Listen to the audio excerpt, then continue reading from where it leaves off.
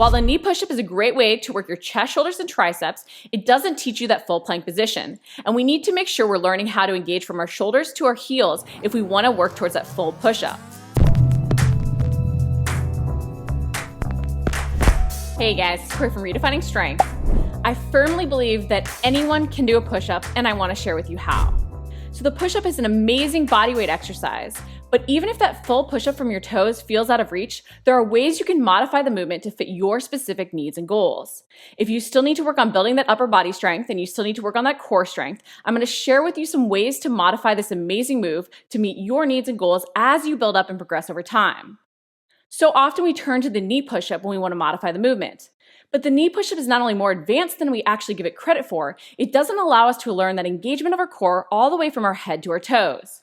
I want to share with you 3 ways you can modify the push-up, and even ways you can tweak the movement by combining those 3 modifications to meet your specific needs and goals.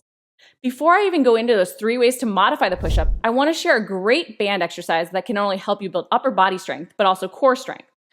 Often when we think about building chest, shoulders, and tricep strength, we turn to the bench press. But that strength doesn't fully translate to the push-up because the push-up is a moving plank. So we really need to make sure that we're working our core if we want to build up to that full push-up from our toes. That's why I like the stability band press. Using this move, you can work on your anti-rotational core strength and learn how to engage everything from your shoulders to your feet. When you do this move, you'll press the band out from chest height. Holding one arm out, you'll then bring one hand into your chest. You'll press that hand back out and then bring the other hand in. By holding the band pressed out, you're going to really challenge your core and have to work to fight rotation. Starting out, you can place your feet wider apart. You can bring your feet closer together if you want to challenge your core more. This is a great way if you have wrist pain to really start building up upper body and core strength to work towards those full push-ups. It's also a great supplemental exercise if you want to work on your chest, shoulders, and triceps as well as your abs. What are 3 tips you can implement to break down the full push-up to meet your current fitness level? Tip number 1 is using the incline. You can start with a push-up off the wall.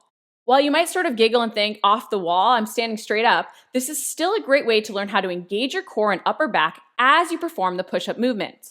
We need proper scapular movement and we need our shoulder blades to be able to move towards our spine as we lower down in the push-up if we want to prevent neck, shoulder, and upper back aches and pains. By performing this movement off a wall, we can really make sure we're engaging the correct muscles and we're working our chest, shoulders, and triceps as we brace our abs. You can also learn to flex your quads and engage your glutes to keep that nice straight line through your entire body. Make sure your head's not jutting forward as you do this. By having the wall in front of you, it's a great way to make sure that you're not pushing your head forward. Then as you feel ready and confident that you're feeling the correct muscles working, you can slowly lower the incline. You could work down to a counter or a dresser or even go down to a bench. From there, you'll work down towards the ground as you progress. You want to think about doing fewer reps and a harder variation as you lower that incline. When you use an incline, you want to think about dropping your chest to the incline at about nipple height. This will ensure that you have proper alignment and that your upper arms are creating that arrow shape with your body. You want to make sure that you're really driving back through your heels as you lower that incline to make sure that you're keeping a nice straight line with your body. Brace your abs and think about flexing your quads. Often when we're doing a push-up, we forget that it is a moving plank and that we really need to engage our lower body to brace our core as well. Don't let your hips sag or your lower back arch or your butt go up in the air. If you're finding that you're starting to compensate, raise that incline. Now, if you don't have an incline that's the exact right height so that you can perform a full range of motion, this is where you can start implementing other techniques. Tip number 2 is going to your knees.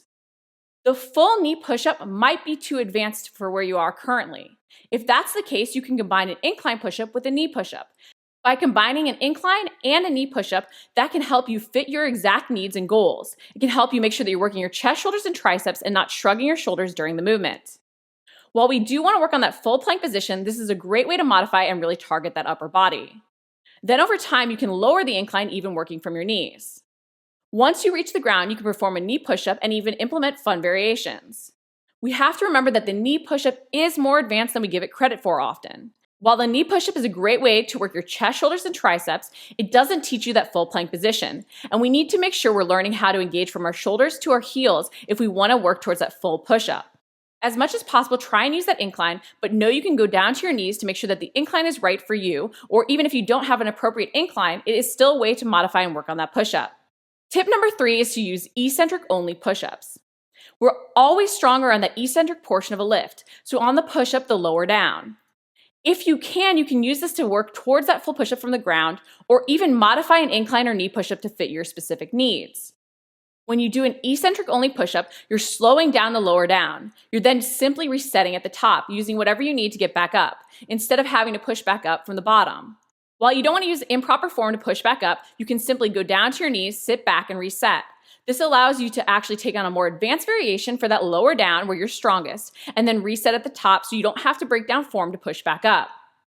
This is a great way to use that incline that's maybe a little too advanced and earn that harder variation. It's also a great way to modify the knee push-up if you can't perform one properly. If you're almost at that full push-up, you can do an eccentric only full push-up from your toes and then reset at the top. This is a great way to take that final step towards that full push-up from your toes.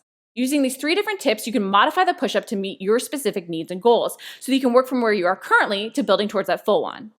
The push-up is a great move to work your chest, shoulders, triceps, and abs. Make sure that you remember that it's a moving plank and that you have to engage all the way from your shoulders to your heels as you do the exercise. If you like the video, make sure to like it, comment below if you have any questions, and subscribe. We're posting new videos each week.